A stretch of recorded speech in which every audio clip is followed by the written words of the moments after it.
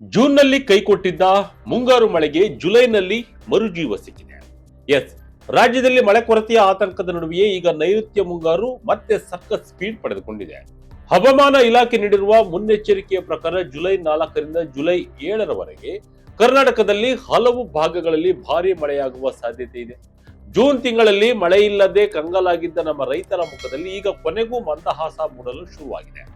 ಯಾಕೆಂದ್ರೆ ಕರ್ನಾಟಕದಲ್ಲಿ ಅತಿ ಹೆಚ್ಚು ಮಳೆಯಾಗುವ ಮಲೆನಾಡು ಮತ್ತು ಕರಾವಳಿ ಭಾಗಗಳಲ್ಲಿ ಈ ಬಾರಿ ಜೂನ್ನಲ್ಲಿ ವಾಡಿಕೆಗಿಂತ ಕಡಿಮೆ ಮಳೆಯಾಗಿತ್ತು. ಆದರೆ ಈಗ ಜುಲೈ ತಿಂಗಳ ಮೊದಲ 2 ವಾರಗಳ ಕಾಲ ಇದೇ ಜಿಲ್ಲೆಗಳಲ್ಲಿ ಸಿಕ್ಕಾಪಟ್ಟೆ ಮಳೆಯಾಗಲಿದೆ ಎಂದು ಭಾರತೀಯ ಹವಾಮಾನ ಇಲಾಖೆ ಅಂದ್ರೆ IMD ಮುನ್ಸೂಚನೆ ನೀಡಿದೆ. ಅದಲ್ಲದೆ ಮಹಾರಾಷ್ಟ್ರದಲ್ಲಿ ಭಾರಿ ಮಳೆಯಾಗ್ತಾ ಇದ್ದು ಉತ್ತರ ಕರ್ನಾಟಕದ ಜೀವನದಿ ಕೃಷ್ಣೆಗೆ ಈಗ ಕಳೆ ಬಂದಿದ್ದು ಕೃಷ್ಣಾ ನದಿಯಲ್ಲಿ ನೀರಿನ ಹರಿವು ದಿಢೀರಂತ ಹೆಚ್ಚಾಗಿದೆ. ಇವತ್ತಿನ ಈ ವಿಡಿಯೋದಲ್ಲಿ ನಾವು ಕರಾವಳಿ, ಮಲೆನಾಡು ಹಾಗೂ ಬಯಲು ಸೀಮೆಯ ಇತ್ತೀಚಿನ ಮಳೆ ಅಪ್ಡೇಟ್ ಜೊತೆಗೆ ಕೃಷ್ಣಾ ನದಿ ಮತ್ತು ಕಾವೇರಿ ಕೊಳ್ಳದ ಪ್ರಮುಖ ಡ್ಯಾಂಗಳ ಪ್ರೆಸೆಂಟ್ ಸಿಚುವೇಶನ್ ಹೇಗಿದೆ, ವಾಟರ್ ಲೆವೆಲ್ ಮತ್ತು ಇನ್ಫ್ಲೋ ಸ್ಟೇಟಸ್ ಅನ್ನ ಕಂಪ್ಲೀಟ್ ಆಗಿ ನೋಡ್ತಾ ಹೋಗೋಣ ಬನ್ನಿ. ಕರ್ನಾಟಕದ ಕರಾವಳಿಗೆ ರೆಡ್ ಅಲರ್ಟ್, ಘಟ್ಟ ಪ್ರದೇಶಗಳಲ್ಲಿ ಲ್ಯಾಂಡ್ ಸ್ಲೈಡ್ ಭೀತಿ. ಸ್ನೇಹಿತರೆ, ಹವಾಮಾನ ಇಲಾಖೆಯ ಮುನ್ಸೂಚನೆಯ ಪ್ರಕಾರ ಜುಲೈ 6 ಮತ್ತು 7ರಂದು ಕರಾವಳಿ ಭಾಗದ ಕೆಲ ಭಾಗಗಳಲ್ಲಿ ರೆಡ್ ಅಲರ್ಟ್ ಅನ್ನ ಘೋಷಿಸಲಾಗಿದೆ. ಅಂದ್ರೆ ಅಲ್ಲಿ ಅತ್ಯಂತ ಭಾರೀ ಮಳೆಯಾಗುವ ಮುನ್ಸೂಚನೆ ಇದೆ. ಇನ್ನು ಜುಲೈ 4 ಮತ್ತು 5ರಂದು ಉತ್ತರ ಒಳನಾಡಿನ ಬೆಳಗಾವಿ, ಧಾರವಾಡ, ಹಾವೇರಿ ಹಾಗೂ ದಕ್ಷಿಣ ಒಳನಾಡಿನ ಶಿವಮೊಗ್ಗ, ಚಿಕ್ಕಮಗಳೂರು, ಹಾಸನ, ಕೊಡಗು ಜಿಲ್ಲೆಗಳಿಗೆ ಯೆಲ್ಲೋ ಅಲರ್ಟ್ ಘೋಷಿಸಲಾಗಿದೆ. ಅಷ್ಟೇ ಅಲ್ಲ, ಜುಲೈ 5ರಿಂದ 7ರವರೆಗೆ ಬೆಂಗಳೂರು ಗ್ರಾಮಾಂತರ, ಚಾಮರಾಜನಗರ, ಚಿಕ್ಕಬಳ್ಳಾಪುರ, ಚಿತ್ರದುರ್ಗ, ದಾವಣಗೆರೆ, ಕೋಲಾರ, ಮಂಡ್ಯ, ಮೈಸೂರು, ರಾಮನಗರ, ತುಮಕೂರು, ವಿಜಯನಗರ ಹಾಗೂ ಬಳ್ಳಾರಿ ಜಿಲ್ಲೆಗಳ ಹಲವೆಡೆ ಉತ್ತಮ ಮಳೆಯಾಗುವ ಸಾಧ್ಯತೆ ಇದೆ. ಆದರೆ ಇದರ ಜೊತೆಗೆ ಒಂದು ಎಚ್ಚರಿಕೆಯನ್ನು ಕೂಡ ಹವಾಮಾನ ಇಲಾಖೆ ನೀಡಿದೆ. ರಾಜ್ಯದ ಘಟ್ಟ ಪ್ರದೇಶಗಳಲ್ಲಿ ಜುಲೈ 5ರಿಂದ ಜುಲೈ 9ರವರೆಗೆ ಭೂಕುಸಿತ ಅಂದ್ರೆ ಲ್ಯಾಂಡ್ ಸ್ಲೈಡ್ ಆಗುವ ಸಾಧ್ಯತೆ ಇರುವುದರಿಂದ ಪ್ರವಾಸಿಗರು ಮತ್ತು ಸ್ಥಳೀಯರು ಎಚ್ಚರಿಕೆಯಿಂದ ಇರಬೇಕಾಗಿ ಇಲಾಖೆ ತಿಳಿಸಿದೆ. ಆದರೆ ಇಲ್ಲಿ ನಾವು ಗಮನಿಸಬೇಕಾದ ಮತ್ತೊಂದು ಮುಖ್ಯ ವಿಷಯವಿದೆ. ಹವಾಮಾನ ತಜ್ಞರಾದ ಶ್ರೀನಿವಾಸ ರೆಡ್ಡಿರವರ ಪ್ರಕಾರ ಜುಲೈ ತಿಂಗಳ ಕೊನೆಯ 2 ವಾರಗಳ ರಾಜ್ಯಾದ್ಯಂತ ಮಳೆಯಿಲ್ಲದೆ ಒಣಹವೆ ಮುಂದುವರಿಯುವ ಸಾಧ್ಯತೆಗಳಿವೆ. ಜುಲೈ ಇಡೀ ತಿಂಗಳನ್ನ ಲೆಕ್ಕ ಹಾಕಿದ್ರೆ 60% ಮಳೆ ಕೊರತೆಯಾಗುವ ಸಾಧ್ಯತೆಯೂ ಇದೆ. ಮೊದಲ 2 ವಾರ ಮಾತ್ರ ಭಾರೀ ಮಳೆಯಾಗಲಿದ್ದು ಉಳಿದ ದಿನಗಳಲ್ಲಿ ಚದುರಿದಂತೆ ಮಳೆಯಾಗಬಹುದು ಎಂದು ಹವಾಮಾನ ತಜ್ಞರು ಹೇಳ್ತಿದ್ದಾರೆ. ಬತ್ತಿ ಹೋಗಿದ್ದ ಕೃಷ್ಣಾ ನದಿಗೆ ಮರುಜೀವ, ಮಹಾರಾಷ್ಟ್ರದ ಮಳೆಯಿಂದ ರೈತರಿಗೆ ರಿಲೀಫ್. ಇನ್ನು ಉತ್ತರ ಕರ್ನಾಟಕದ ಜನರ ಜೀವನಾಡಿಯಾದ ಕೃಷ್ಣಾ ನದಿಗೆ ಈಗ ಹೊಸ ಕಳೆ ಬಂದಿದೆ. ಕಳೆದ 2 ತಿಂಗಳಿನಿಂದ ತೀವ್ರ ಬಿಸಿಲಿಗೆ ಸಂಪೂರ್ಣವಾಗಿ ಒಣಗಿ ಹೋಗಿದ್ದ ಕೃಷ್ಣಾ ನದಿಗೆ ಈಗ ಒಮ್ಮೆಲೆ ಬರೋಬ್ಬರಿ 5,000 ಕ್ಯೂಸೆಕ್ಸ್ ನೀರು ಹರಿದು ಬಂದಿದೆ. ಇದಕ್ಕೆ ಪ್ರಮುಖ ಕಾರಣ ಮಹಾರಾಷ್ಟ್ರದ ಘಟ್ಟ ಪ್ರದೇಶಗಳಲ್ಲಿ ಸುರಿಯುತ್ತಿರುವ ಭಾರೀ ಮಳೆ. ಮಹಾರಾಷ್ಟ್ರದಿಂದ ಹರಿದು ಬರುತ್ತಿರುವ ಈ ಹೊಸ ನೀರು ಬೆಳಗಾವಿ ಜಿಲ್ಲೆಯ ಚಿಕ್ಕೋಡಿ ತಾಲೂಕಿನ ಕಲ್ಲೋಳ ಗ್ರಾಮದ ಬಳಿ ಕರ್ನಾಟಕವನ್ನ ಪ್ರವೇಶ ಮಾಡುತ್ತೆ. ಇದರಿಂದ ಗಡಿ ಭಾಗದ ಬೆಳಗಾವಿ, ವಿಜಯಪುರ ಮತ್ತು ಬಾಗಲಕೋಟೆ ಜಿಲ್ಲೆಗಳ ಕೃಷ್ಣಾ ತೀರದ ರೈತರಿಗೆ ಕೃಷಿ ಚಟುವಟಿಕೆಗಳಿಗೆ ಮತ್ತು ಕುಡಿಯುವ ನೀರಿಗೆ ಭಾರಿ ಅನುಕೂಲವಾಗಲಿದೆ.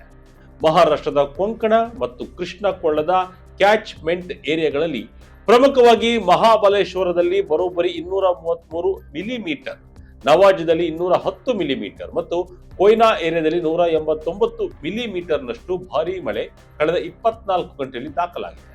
ಇದರಿಂದ ಮಹಾರಾಷ್ಟ್ರದ ಅತಿದೊಡ್ಡ ಡ್ಯಾಮ್ ಆದ ಕೊಯ್ನಾ ಜಲಾಶಯಕ್ಕೆ ಒಂದೇ ದಿನದಲ್ಲಿ 2.16 TMC ನೀರು ಹರಿದು ಬಂದಿದ್ದು ಅಲ್ಲಿನ ಒಟ್ಟು ಸ್ಟೋರೇಜ್ 18.19 TMCಗೆ ಏರಿಕೆಯಾಗಿದೆ. ಪ್ರಸ್ತುತ ಕೊಯ್ನಾ ಡ್ಯಾಂಗೆ ಬರೋಬ್ಬರಿ 25,008 ಕ್ಯೂಸೆಕ್ ಇನ್ಫ್ಲೋ ಬರ್ತಾ ಇದೆ. ಜೊತೆಗೆ ರಾಜಪುರ ಬ್ಯಾರೇಜಿನಿಂದ ನೀರನ್ನ ಕೆಳಕ್ಕೆ ಹರಿಸುತ್ತಿರುವುದರಿಂದ ಕೃಷ್ಣಾ, ದೂದ್ಗಂಗಾ ಮತ್ತು ವೇದ್ಗಂಗಾ ನದಿಗಳಲ್ಲಿ ನೀರಿನ ಮಟ್ಟ ಗಣನೀಯವಾಗಿ ಹೆಚ್ಚಾಗ್ತಾ ಇದೆ. ಕಾವೇರಿ ಕೊಳ್ಳದ ಜಲಾಶಯಗಳ ಸ್ಥಿತಿಗತಿ ಹೇಗಿದೆ? ಕೊಡಗಿನಲ್ಲಿ ಮಳೆ, ಹಾರಂಗಿಗೆ ಹೆಚ್ಚಿದ ಒಳಹರಿವು. ಇನ್ನು ನಾವು ದಕ್ಷಿಣ ಕರ್ನಾಟಕದ ಕಾವೇರಿ ಕೊಳ್ಳದ ಕಡೆಗೆ ಬಂದರೆ ಕೊಡಗು ಜಿಲ್ಲೆಯಲ್ಲಿ ಕೊನೆಗೂ ಮಳೆ ಚುರುಕಾಗಿದೆ. ಮಡಿಕೇರಿ, ಸೋಮವಾರಪೇಟೆ, ವೀರಾಜಪೇಟೆ, ಮೂರ್ನಾಡು ಭಾಗಗಳಲ್ಲಿ ನಿರಂತರವಾಗಿ ಮಳೆ ಸುರಿತಾ ಇದೆ. ಹಳ್ಳಕೊಳ್ಳಗಳು ತುಂಬಿ ಹರಿತಾ ಇದ್ದಾವೆ. ಇದರಿಂದ ಕಾವೇರಿ ನದಿಯ ನೀರಿನ ಮಟ್ಟ ನಿಧಾನವಾಗಿ ಏರುತ್ತಿವೆ.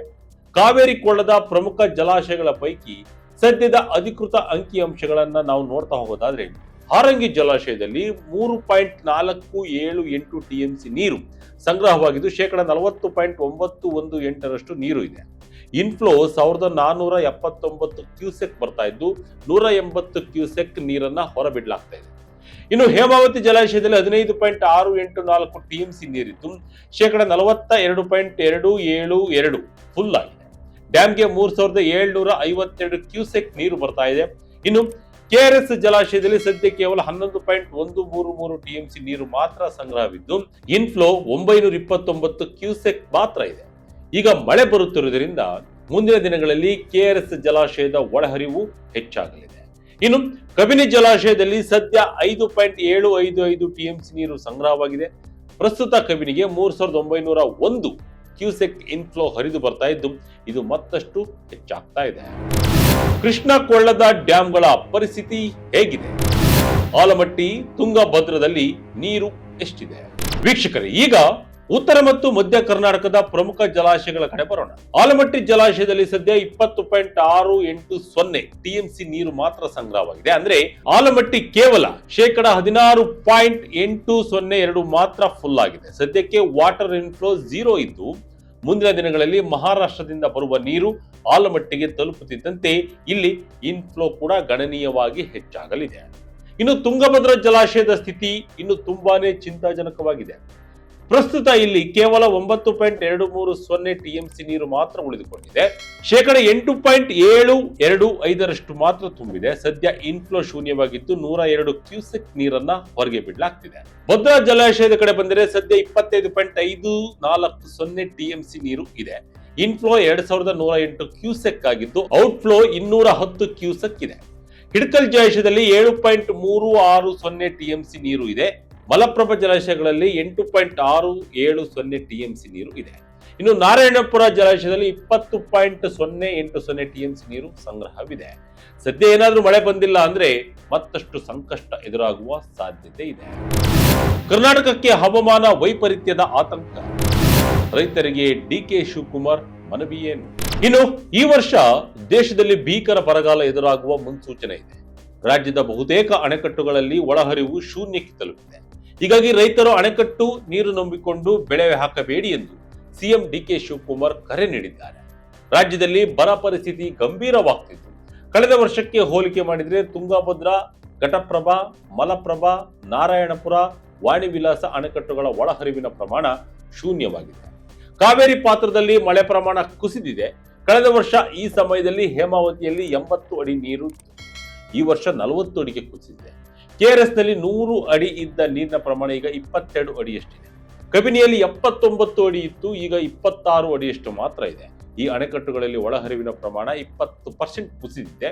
ಹೀಗಾಗಿ ಸಮಸ್ಯೆ ಹೆಚ್ಚಾಗುವ ಸಾಧ್ಯತೆ ಇದೆ. ನೀರು ಬಿಡುವ ವಿಚಾರದಲ್ಲಿ ರೈತರು ಒತ್ತಡ ಹಾಕಬೇಡಿ.